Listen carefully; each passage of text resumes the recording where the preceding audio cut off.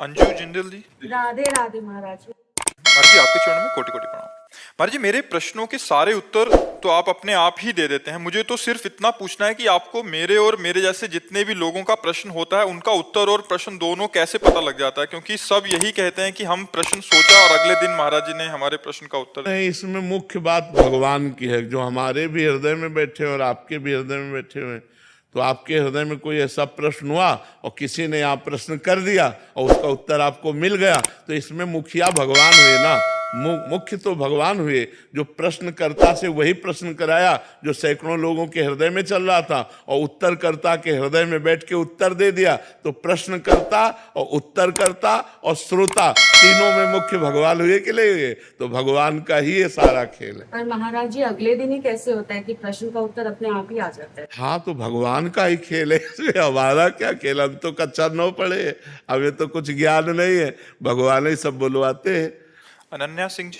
राधे राधे महाराज। राधे राधे महाराज जी। महाराज जी ईमानदारी पे भी चलने पे कभी कभी कष्ट भोगने पड़ते हैं, और क्या ये प्रारब्ध हम अपने अच्छे और सच्चे कर्म से सही नहीं कर पा रहे? नहीं, इसमें वर्तमान के सत्य मार्ग में चलने की कमी का कोई प्रमाण नहीं होता। इसमें होता है हम सत्य चल रहे हैं, लेकिन इस समय हमारा बुरा प्रारब्ध चल रहा है।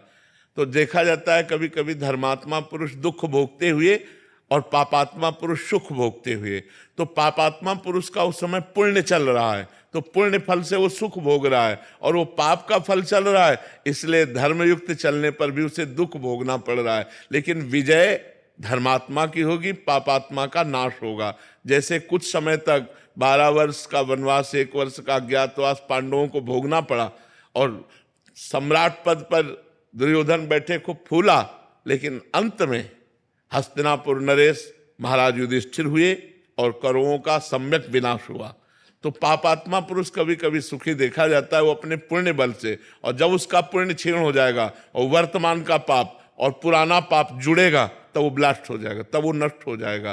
तो हमें चाहिए धर्म से ही चलना चाहिए, भले दुख मिले तो हमारे पूर्व पाप का परिणाम है, उसे हम भोग लेते हैं, आगे हमारा मंगल होगा। ये पक्का निश्चित बात है, इसमें कोई भी संशय नहीं है।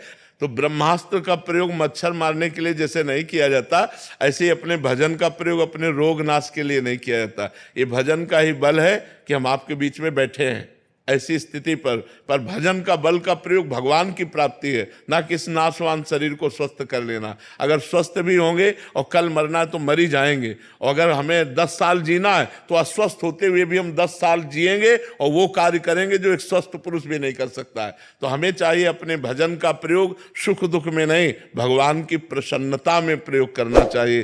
तो भगवान प्रसन्न हो गए तो जा पर कृपा राम की हुई, ता पर कृपा करे सब कोई, सब मंगल हो जाएगा, सब आनंद हो जाएगा।